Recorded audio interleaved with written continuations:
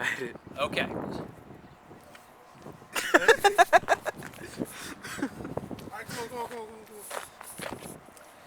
Okay, so this is to represent the length that the B-25s, the B-25 Mitchells, need to take off from the aircraft carrier USS Hornet. USS Hornet is an Essex-class aircraft carrier, same class as USS Intrepid, which is in New York City Harbor. So it's a little under 1,000 feet long. Now, the B-25s only had about 467 feet to take off, and they normally take 5,000 feet to take off.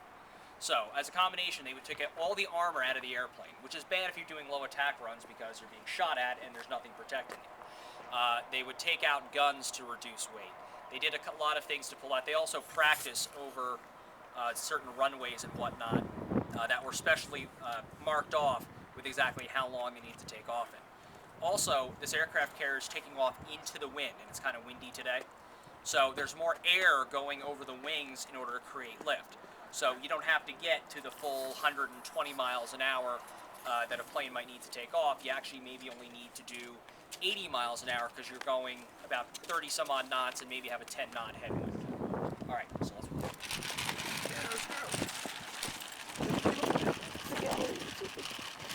Let's get all of us, dumbass. All right, we're almost at 50 feet.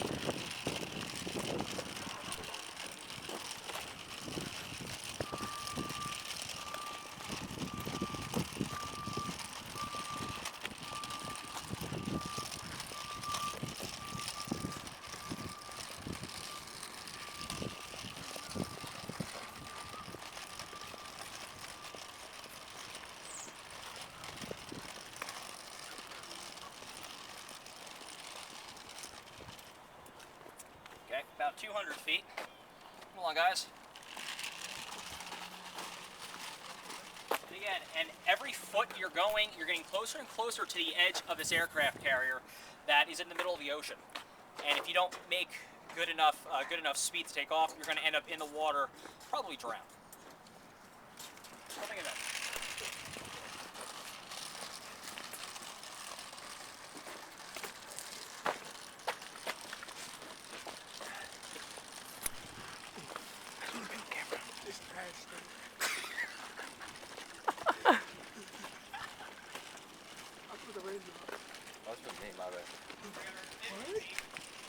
Yeah, I've heard a range.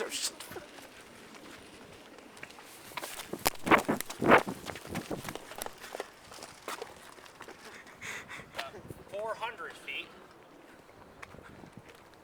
I don't think we're gonna make it. Huh? We can't make it fast. That's just seeing a lot.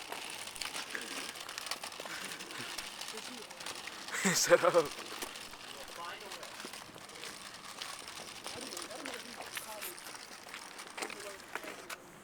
Adam's ready to leave. This is exactly 467 feet.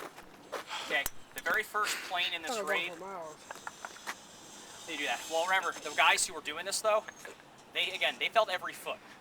They were hoping and praying and hoping that their engines would hold up because they had to kind of make them, kind of spool them up completely, which is kind of dangerous because you're kind of like, just giving it full gas in your car can be dangerous. So so this is about the time, the amount of space it has to take off in. So we're probably going to have to go around this fence, but here we go. So we have 467 feet so far. Good enough.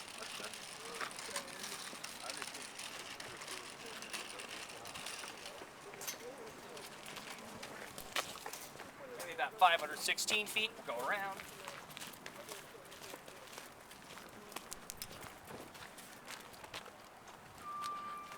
Come on, guys, keep up. Thank you, Jason. Be close, keep on.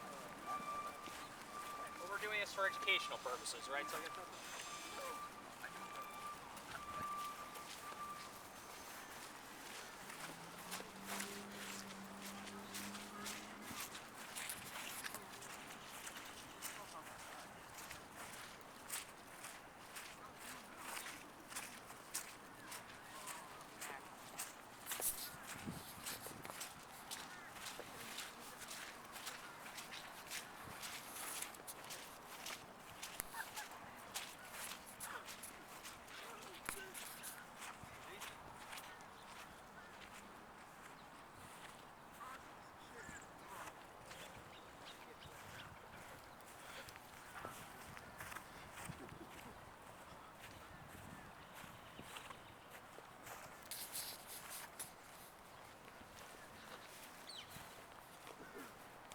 796 feet. We still have some to go.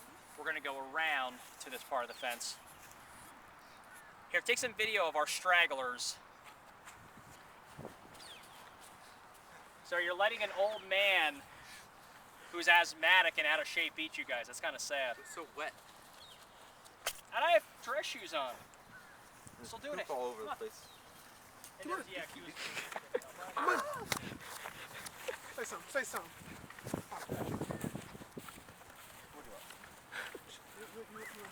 No surprise. They don't have cameras pointing. They're going to be cold. Knowing that.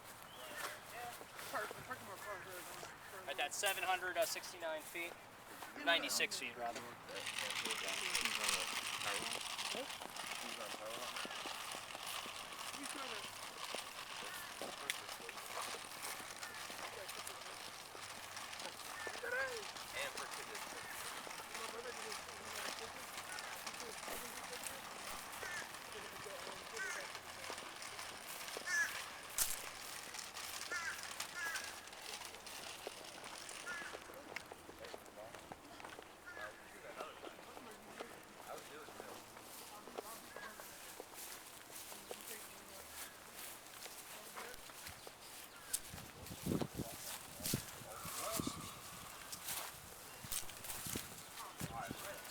Okay, 1,000 feet's right here in front of this Honda.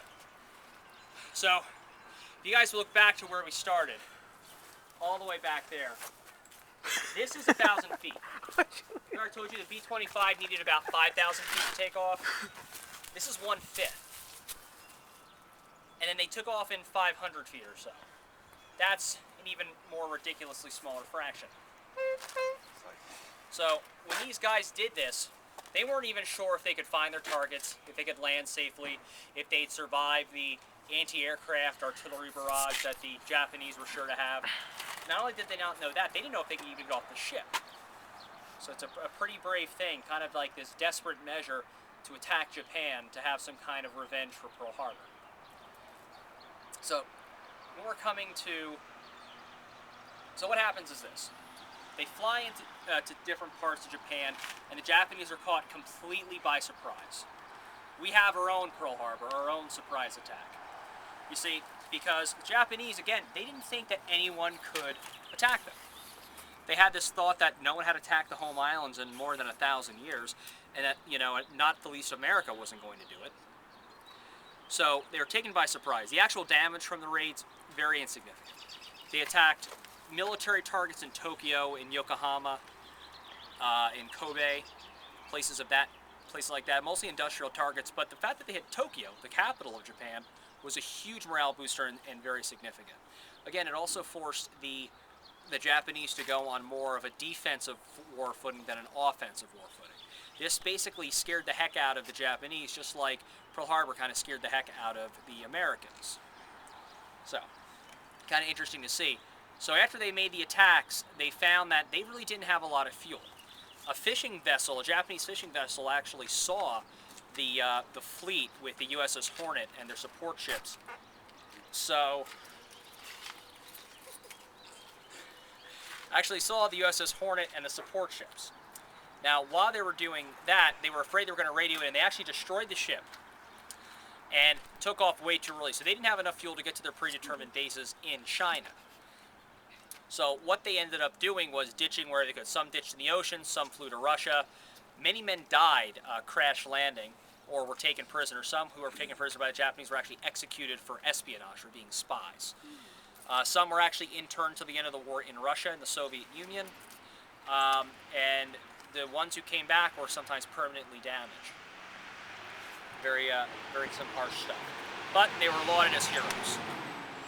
And that's the Doolittle Raids, which took place exactly 69 years ago, April the 18th, in 1942. This is April the 18th, 2011. And obviously quite a bit's changed since then. You could launch an attack on any place across the world with a push of a button, and you'll have a missile that will find its exact target. And back then, you were lucky if you could get off your aircraft carrier. So that's about it.